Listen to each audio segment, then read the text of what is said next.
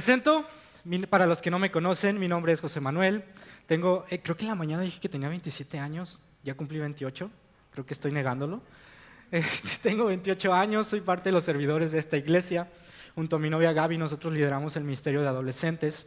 Y me da muchísimo gusto poder estar compartiendo el día de hoy aquí. La verdad es que hacer esto es algo que es muy divertido para mí. Me encanta hacer esto. Y si tú vienes por primera vez, déjame decirte que si aún no agarras como el rollo de qué es este antro espiritual raro, déjame decirte que hoy te vas a hacer una pregunta más importante que eso, ¿va? Y juntos vamos a llegar a la respuesta.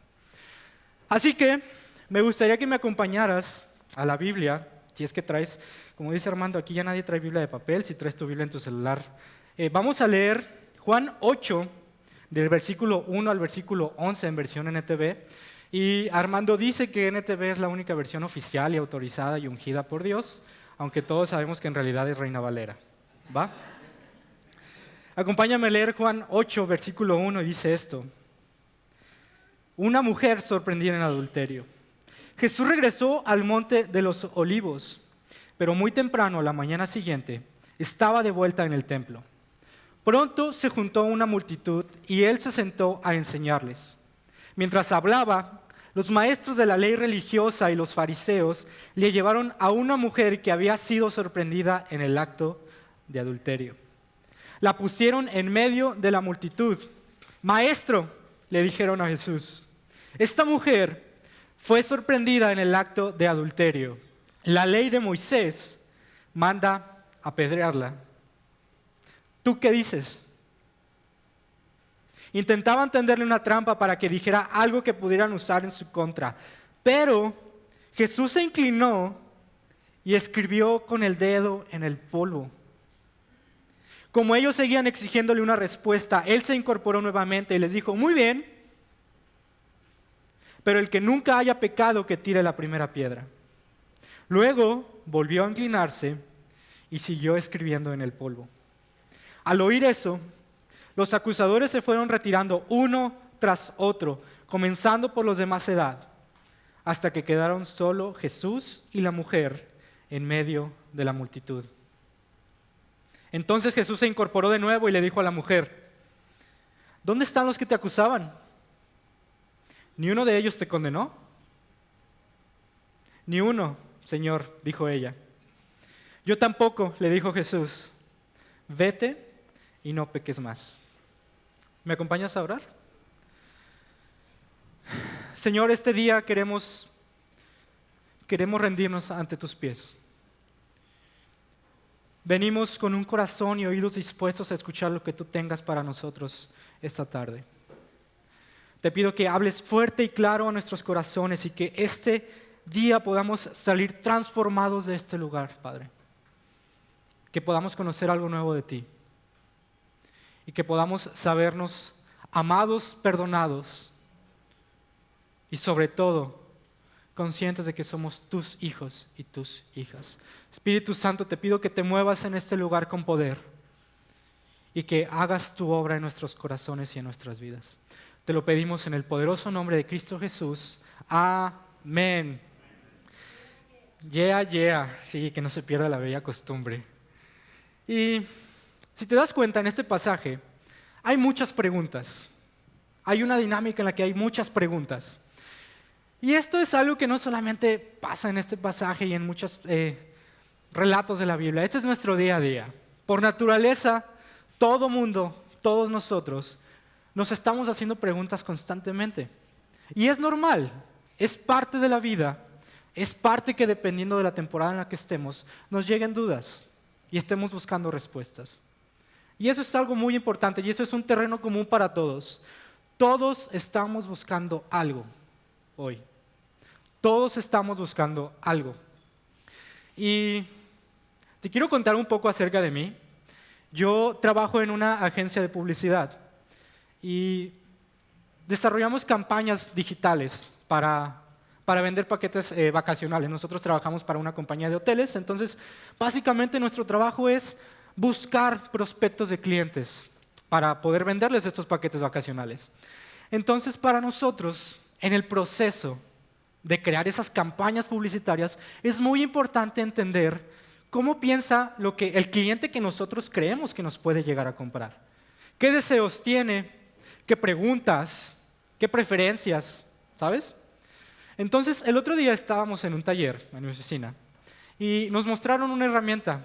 Esta herramienta se llama Answer the Public, o Responde el Público en español, Answer the Public. Es una página web, la puedes buscar si quieres.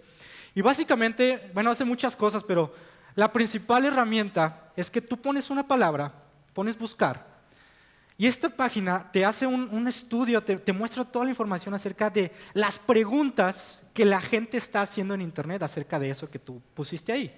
Nosotros, por ejemplo, te digo, vendemos paquetes vacacionales de playa. Entonces, si queremos investigar acerca de Los Cabos, le pones Los Cabos y nos aparecen todas las preguntas que la gente se está haciendo acerca de Los Cabos. Entonces, a mí me entró la curiosidad y puse en este buscador gracia de Dios. Y me salieron muchísimas preguntas, muchísima información. Entonces yo te quiero leer algunas de las preguntas que salieron cuando yo puse gracia de Dios en esta cosa. Y estas son algunas. Dice, la gente se está preguntando hoy en día en Internet, ¿qué es la gracia de Dios? ¿Cuándo perdemos la gracia de Dios? ¿Cuándo termina la gracia de Dios? ¿Y cómo obtener gracia de Dios? Estas son preguntas reales que la gente googlea. Es real, ¿sabes? Y se me hizo muy interesante porque hay gente en el mundo que está haciéndose preguntas espirituales sin ni siquiera haber conocido a Dios. Hay gente que está buscando algo que Dios tiene y aún no lo han conocido. Y si has venido en las últimas semanas, y Armando estuvo compartiendo también sobre esto en la serie de ¿En dónde estás Dios? O ¿Dónde estás Dios? En Elén, ya no supe cómo fue. Armando estuvo compartiendo acerca de un par de jóvenes que nos enteramos que decidieron quitarse la vida hace unas semanas. No son jóvenes que venían a la iglesia, pero algunos de nuestros jóvenes los conocían, de nuestros teens. Y si te soy honesto, el saber que pasó eso me causó mucha frustración. Primero porque Gaby y yo dedicamos nuestro tiempo a estar al pendiente de los adolescentes de esta iglesia y de poder saber qué luchas están teniendo, qué preguntas se están haciendo, qué necesidades tienen en su corazón. Y lo que fue mucho más frustrante para mí fue pensar qué tipo de preguntas estaban haciendo estos jóvenes antes de decidir hacer eso. ¿Qué hay en la mente de un joven de 15 años antes de decidir quitarse la vida? Y no sé si ellos conocían de Dios o no. Probablemente lo han escuchado, pero no sé si hayan tenido una experiencia con Dios, estos jóvenes. Y me frustra saber que al final del día la única opción que ellos tenían o que ellos veían fue eso. Y te voy a spoilear mi mensaje el día de hoy y después quiero aprovechar el resto de los minutos para profundizar, pero la respuesta a lo que el mundo está buscando, la respuesta a lo que tú y yo estamos buscando es la gracia de Dios. Eso es lo que tú y yo necesitamos, la gracia de Dios en nuestras vidas. Te quiero contar otra cosa acerca de mí. Te acabo de mencionar que yo trabajo en una agencia de publicidad, pero la realidad es que yo estudié algo muy diferente. Yo estudié gastronomía. Y no sé si tengo cara de chef o no, pero yo estudié gastronomía. Y recuerdo que en la universidad, en una clase, un maestro nos pidió que hiciéramos una tarea especial. Mucha gente cree que nada más y nos echan bullying de que, ay, sí, pues los de gastronomía nomás hacen huevos revueltos y toda la cosa, ¿no? Y sí, cierto, sí, había una clase de desayuno, sí es cierto, pero es un poquito más complicado, ¿no? Los que saben cocinar me entienden. Y los que no, pues sabré. Entonces, Armando estuvo hablando las semanas pasadas de deconstrucción. Y dentro de la gastronomía, de la alta cocina, esta deconstrucción se usa como un método para innovar, ¿sabes? Entonces recuerdo que en clase de cocina mexicana, nuestro maestro nos dijo, quiero que el platillo que yo les dé, ustedes lo van a deconstruir, ¿va? Yo no tenía ni idea de qué era eso, me puse a investigar y ya después supe que ya, ni me acuerdo qué platillo hice yo, pero me acuerdo perfecto que un compañero mío deconstruyó una torta ahogada. Deconstruyó una torta ahogada. Para los que no sean de Guadalajara y aún no hayan probado una torta ahogada, al final les vamos a dar una torta ahogada para que la prueben. No, no es cierto, no hay tortas. Después vayan, vamos a estar orando por ustedes. Y entonces, mi compañero deconstruyó una torta ahogada, ¿no? ¿Qué implica esto? Tienes que hacer que usando los mismos ingredientes, los ingredientes básicos de una torta ahogada o de lo que tú quieras mencionar, tienes que hacer que sepa a torta ahogada sin que parezca torta ahogada. ¿Ok? Entonces mi compañero lo hizo. Llegó con el maestro, con un platito chiquito, en un vasito que conocemos como caballito, que es en esos en los que pones el tequila, ¿no? Llegó con eso, llegó con un pedazo de limón a un lado, le puso en la boquilla del vaso un pedazo de pan y adentro del vaso estaba lo que parecía la salsa de la torta, pero se veía muy rara, muy rara. Entonces, mi compañero llega al maestro y le dice, mire, esta es mi torta ahogada, ¿no? No parecía absolutamente una torta ahogada, se veía medio sospechoso y la neta no daban ganas de probarlo, pero pues el maestro tenía que hacerlo, no le quedaba de otra. Entonces dice, mire, primero le muerde al pan, después le echa limón al vasito, lo mezcla y se lo echa. Y esa es su torta ahogada, ¿no? Entonces como de, ¿a qué voy con todo esto? Cuando tú deconstruyes algo, las cosas dejan de ser lo que eran antes. Por más que este compa hubiera hecho una deconstrucción súper fregona de una torta ahogada, eso no era una torta ahogada. No te estás embarrando y así hasta el codo lleno de salsa. No, no es lo mismo. No es una torta ahogada. No podemos encontrar la esencia de la vida descomponiendo algo y haciéndolo pedacitos. Tenemos que estar dispuestos a aprender con el cuadro completo. ¿Ok? Porque si no, al final del día terminamos con más preguntas. Y estoy hablando en un terreno espiritual, ¿ok? Ahora quiero mostrarte algo. Esto aplicado a la ciencia sí es muy útil. Por ejemplo, si quieres saber cómo funciona el mundo, si quieres saber cómo funciona tu carro, si quieres saber cómo funciona el cuerpo humano, tienes que empezar a indagar y a conocer parte por parte. Sí funciona, pero si lo queremos trasladar a un terreno espiritual, no funciona igual. Sobre todo porque hay una lucha, o mucha gente durante muchos años, muchos siglos, ha habido esta lucha entre la ciencia y la fe. ¿Has escuchado de eso alguna vez? Sí. La ciencia y la fe, o la palabra de Dios y la fe, y la ciencia. Y lo interesante es esto, la ciencia y la fe no están peleadas. El asunto es que cada una responde preguntas diferentes.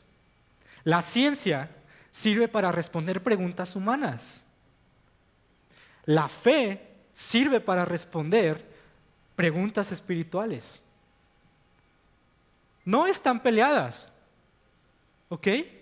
Inclusive, la ciencia sirve para que tú y yo podamos reconocer la gloria de Dios. No sé si viste que hace algunos días salió en todos lados que sacaron unas nuevas fotografías del espacio con un nuevo telescopio y demás. Yo veo esas fotos y digo, ¿cuán grande es nuestro Dios? ¿Cuán bueno es nuestro Dios? ¿Cuán creativo es nuestro Dios? Entonces, hay que buscar con la herramienta correcta las respuestas a las preguntas que tenemos. Entonces, desarmar la revelación de quién es Dios nos puede hacer creer que Dios es algo que en realidad no es. Y eso es algo muy peligroso. Desarmar la revelación de quién es Dios nos puede hacer creer que Dios es algo que en realidad no es. Y los fariseos, en este pasaje en específico, los fariseos creían que Dios era algo que en realidad no era. Los fariseos creían que Dios era juicio. Pero, oh sorpresa, le hicieron una pregunta a Jesús. Y ahí es cuando la cosa se pone interesante. Si nos vamos a la Biblia a entender qué es la gracia es uno de los rasgos del carácter de Dios. Es parte de lo que Dios es. Y habla del espíritu generoso que es Dios. ¿Ok? En el Nuevo Testamento, también Juan, en el mismo Evangelio, Juan se refiere a Jesús inclusive como la gloriosa charis o caris de Dios. La gloriosa gracia de Dios, que es una palabra que se asocia con caris o con gen, que es la palabra origen, es deleite. Jesús es el glorioso deleite de Dios. Jesús es la gracia encarnada, pero sobre todo, Jesús es el espacio seguro entre nuestra existencia y la presencia de Dios. Eso es la gracia. Es un espacio seguro entre nosotros y la presencia de Dios. Los fariseos conocían la palabra, conocían la ley de memoria, pero no conocían quién era Jesús. En su corazón no lo reconocían. Y como te digo, esa es la lucha que estamos viendo en este pasaje.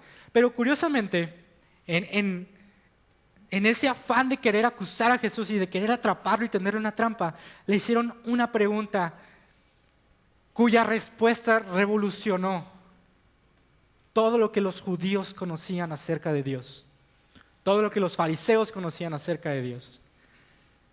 La respuesta de Jesús a su pregunta es algo que ellos no alcanzaban a comprender.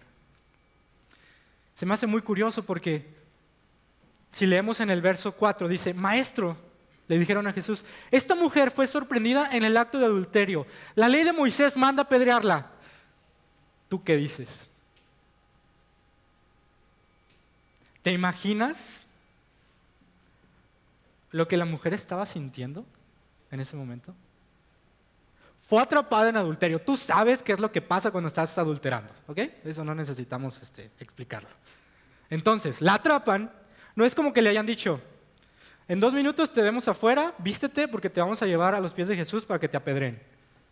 No, la agarraron como estaba, seguramente le aventaron una túnica en el camino o algo que ella pudiera agarrar. Y dice que la llevaron en medio del templo, en medio de la multitud que rodeaba a Jesús. Y si tú conoces un poco del templo de Jerusalén en tiempos de Jesús, era una cosa enorme, enorme. Había decenas y decenas y decenas de personas. Y esta mujer era el espectáculo del día de hoy. Esta mujer estaba desnuda probablemente, vulnerable, humillada, rechazada, solamente esperando la respuesta de Jesús.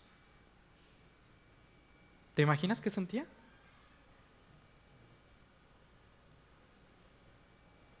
¿Qué respuesta estás esperando tú hoy de Jesús?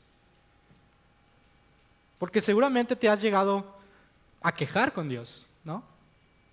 Has llegado a sentir que estás frente a Dios y te sientes vulnerable, insuficiente.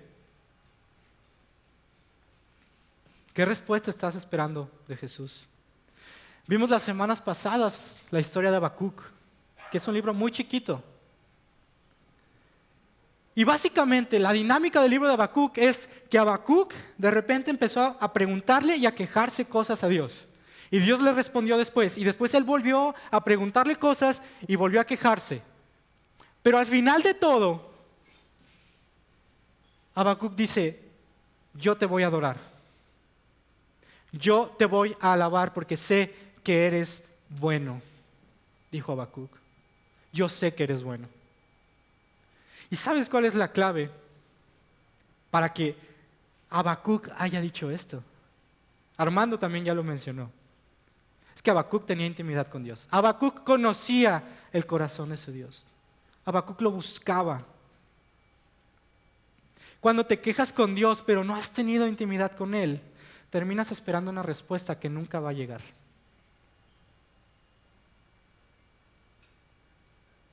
Y yo quiero ser vulnerable hoy contigo porque a raíz de esto que te contaba, de esta noticia de estos jóvenes que yo ni siquiera conocí, me sentí muy retado, ¿sabes? Y llegó una pregunta a mi mente y he estado las últimas semanas buscando algo dentro de esa pregunta y me gustaría no sé, tal vez tú también te la has hecho. Y es, ¿estoy de verdad bien con Dios? ¿Yo? ¿Estoy bien con Dios? ¿Estoy siendo un buen hijo? ¿Estoy siendo un buen hermano? ¿Estoy siendo un buen novio? ¿Estoy siendo un buen líder? ¿Estoy bien con Dios? ¿Estoy haciendo las cosas bien? ¿Estoy ayudando a que los jóvenes de nuestra iglesia encuentren las respuestas a lo que están buscando, a lo que necesitan? Porque la mayoría del tiempo estamos esperando juicio de Dios cuando Él nos quiere dar gracia.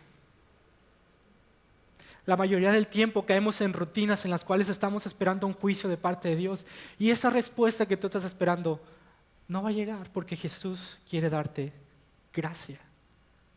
Y la gracia tiene un filo muy especial. La gracia es filosa. ¿Por qué? Porque dentro de la gracia hay un lugar seguro en el que tú y yo podemos mostrar nuestras deficiencias ante todos y Jesús nos va a aceptar y nos va a levantar. La gracia rompe ese molde, esa cortina en la que tú y yo podemos llegar a vivir, en la que el mundo también nos incita a vivir. Y tú y yo podemos encontrar libertad en la gracia. Encontramos gracia justo en el momento en el que somos conscientes de nuestras deficiencias. La gracia se reconoce en la intimidad con Dios. La gracia se reconoce en la intimidad con Dios. La gracia es el camino que Jesús estableció para que tú y yo pudiéramos estar bien con Dios. Se me hace chistoso pensar que estos fariseos y estos escribas estaban enfrente de Jesús, enfrente del Mesías, y no alcanzaban a reconocer lo que Él estaba haciendo, lo que Él quería mostrarles. Y ellos seguían esperando ¿y tú? ¿Qué piensas?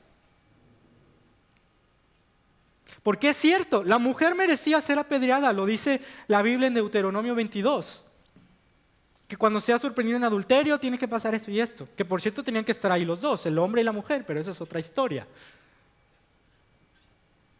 Y lo más increíble, lo que se me hace más increíble de todo es que cuando todo el mundo estaba esperando el juicio, la respuesta, Jesús solamente se agachó, se puso a escribir en el polvo. Me imagino la cara de los fariseos así como de, ¿qué está haciendo este?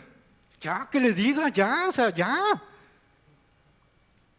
Pero no, se puso a escribir en el polvo. Luego se levanta y les dice, ok, quien esté libre de culpa, dele. Y se volvió a inclinar a escribir. Hay muchas suposiciones teológicas acerca de lo que Jesús estaba escribiendo en el polvo, ¿no? Porque la Biblia no lo dice. Hay quienes dicen que Jesús estaba escribiendo los 10 mandamientos.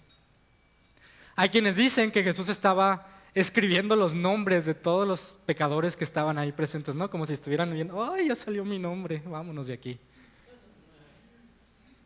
Hay quienes dicen que Jesús estaba citando una profecía que está en Jeremías respecto al dedo de Dios y demás. Y algo curioso que ayer estaba leyendo, esa es la única vez en todos los evangelios, en esta escena, en esta historia, que Jesús escribe algo. Es la única vez. Y creo que aquí lo importante no es si Jesús dijo una palabra o no la dijo, o qué estaba escribiendo en el polvo, eso no es lo importante. Lo importante es el simbolismo de lo que está pasando aquí. Porque cuando el mundo está esperando juicio, cuando el mundo está esperando una respuesta de Jesús, y cuando le estaban diciendo todas sus faltas y lo que esta mujer había hecho, Jesús decidió escribir en el polvo. ¿Por qué? Y yo pienso esto. Para Jesús, nuestras fallas, nuestros errores, nuestras deficiencias se quedan en el polvo, pero nuestros nombres se quedan grabados en su corazón con letras de oro. A Jesús no le importa lo que haya pasado. De hecho, no sabemos si esta mujer era seguidora de Jesús o no.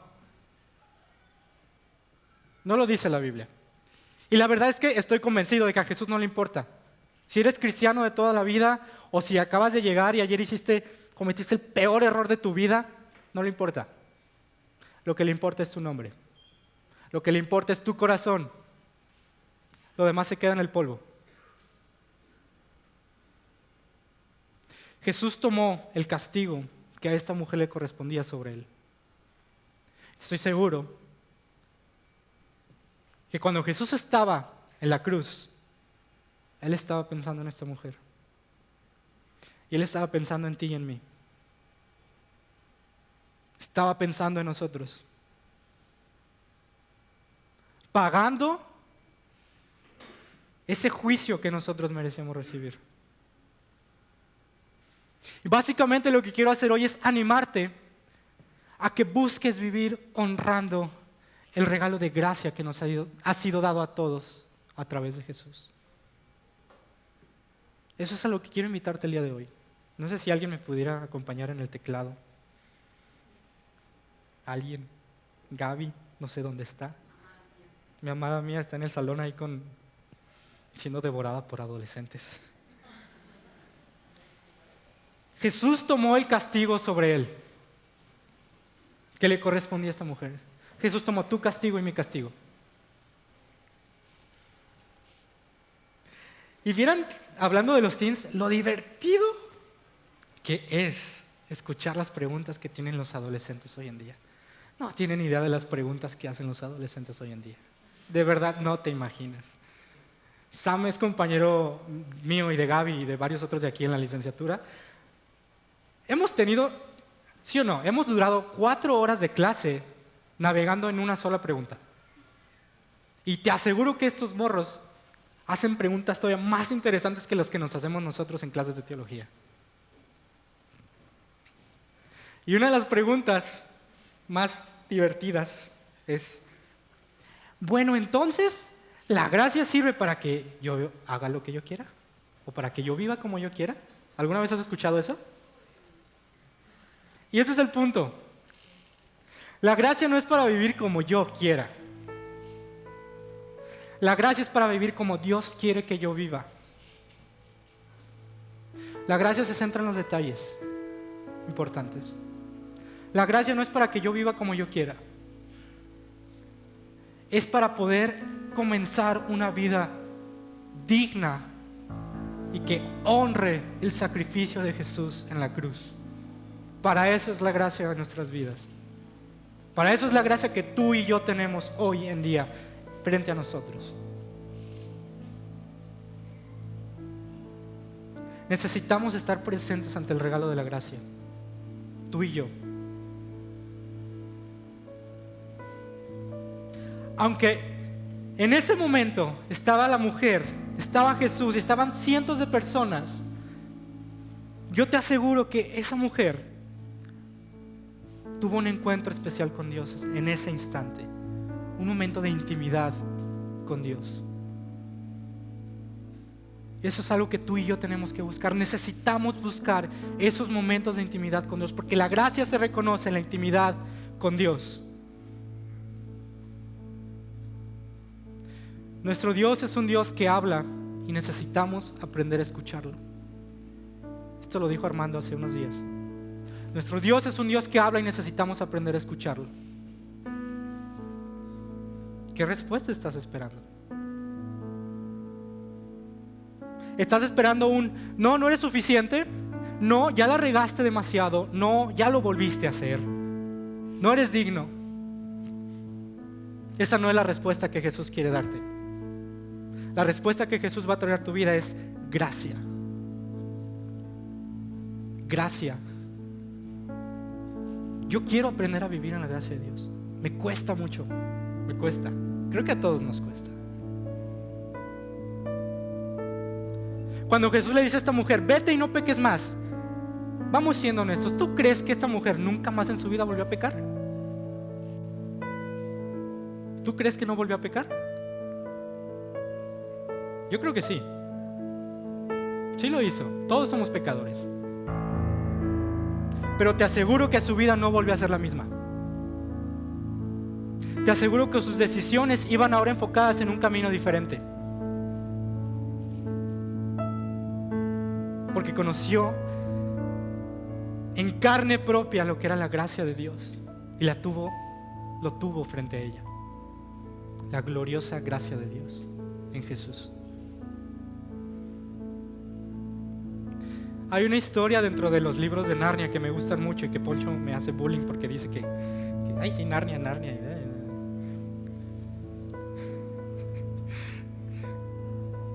Hay uno de los libros, el tercero, se llama El caballo del muchacho, y para mí es el mejor, y no hicieron película de ese libro. La historia trata básicamente de que pues, hay un caballo, hay un muchacho. Ambos tienen un amo y quieren huir, ¿no? Entonces se ponen de acuerdo entre ellos para huir. Ese es el inicio del libro. Y en esta dinámica en la que se están poniendo de acuerdo para huir, para buscar llegar a Narnia, curiosamente, de repente el caballo le pregunta al muchacho, porque el caballo habla, o sea, es Narnia, ¿sabes? El caballo le pregunta: ¿no sabes montar? Eso es un inconveniente. Tendré que enseñarte mientras nos movemos. Si no sabes montar, ¿sabes caer por lo menos? Supongo que cualquiera sabe caer, le respondió el muchacho. Y la respuesta me encantó. Le responde el caballo: me refiero a si sabes caer y levantarte sin llorar, y volver a montar y volver a caer, pero no tener miedo a caerte de nuevo. Eso es la gracia de Dios. Saber caer y levantarte sin llorar, y volver a montar y volver a caer, pero no tener miedo de caerte de nuevo. Es decir, querer intentarlo una vez más, pero ahora mejor. Porque cuando Jesús le dice a esta mujer: vete y no peques más, no solamente es un ve y a ver cómo le haces. No, es un ve, pero yo voy a ir contigo. Ve, pero vamos a ir juntos, y yo te voy a mostrar cómo puedes empezar a tomar mejores decisiones, cómo puedes transformar tu vida, cómo puedes cambiar tu vida.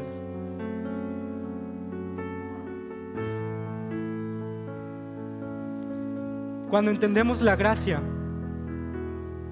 sabemos que nuestras deficiencias y caídas, Dios nos mira, así como Jesús estaba con esta mujer. Dios nos mira y nos dice: hey, tú y yo estamos bien. Tú y yo estamos bien. Estás aquí, estoy aquí, estamos bien. Nuestro propósito en la vida es poder experimentar la presencia y la gloriosa gracia de Dios de la que habla Juan. Eso es nuestro propósito en la vida. Y cuando tú encuentras esa gracia cara a cara con Dios, Él te dice: hey, no me importan tus errores, no me importa tu pasado, no me importa nada de eso, se quedó en el polvo. Solo me importa tu corazón. Vamos juntos a aprender a caer.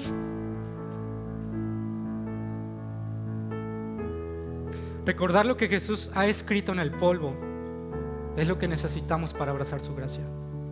Y yo sé, no es por condenarte, pero todos aquí somos pecadores, nos hemos equivocado. Yo sé que Jesús ha puesto palabras en el polvo por ti, y que Jesús está extendiendo gracia en tu vida. Sin importar lo que estés viviendo hoy, Jesús está extendiendo gracia en tu vida, y necesitamos reconocerlo.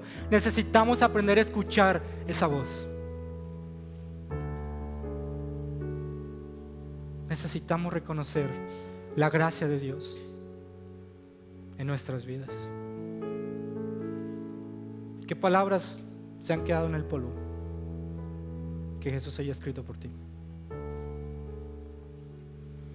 Te quiero invitar a que, antes de terminar, cierres tus ojos un momento. Que cierres tus ojos y podamos orar y agradecerle a Dios por este regalo de gracia que nos ha dado. Porque dice la palabra que a través de su gracia nosotros encontramos libertad. Y yo sé que hoy, a través de su gracia, tú hoy vas a encontrar libertad. Tú hoy vas a encontrar una nueva forma de hacer las cosas. Tú hoy vas a dejar de cargar ese peso que año tras año has venido acumulando sobre ti. Y Dios te dice: hey, tú y yo estamos bien. Tú y yo estamos bien. Yo ya pagué por ti.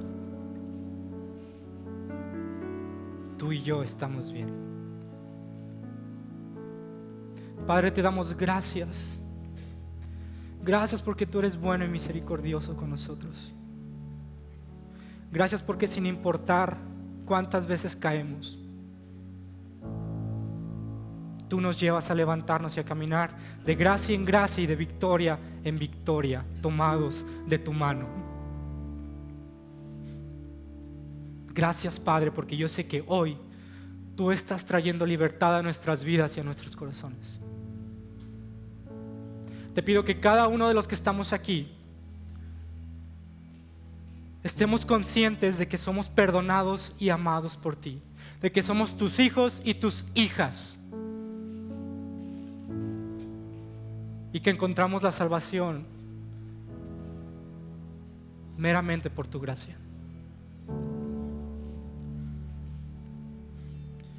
Y mientras continúas con los ojos cerrados, si tú nunca has recibido a Jesús como el Señor y Salvador de tu vida, yo te quiero invitar a que repitas esta oración conmigo. Señor Jesús, acepto que soy un pecador y que me he equivocado. El día de hoy vengo a tus pies para entregarte todo lo que soy. Reconozco que enviaste a Jesús a morir por mis pecados. Reconozco que murió en la cruz, que fue sepultado, que resucitó al tercer día y hoy reina junto a ti en el trono que le corresponde. El día de hoy rindo mi vida ante ti y decido caminar conforme a tu voluntad. Rindo mi vida a ti como una ofrenda y te recibo como el Señor y Salvador de mi vida. Te doy gracias en el poderoso nombre de Cristo Jesús.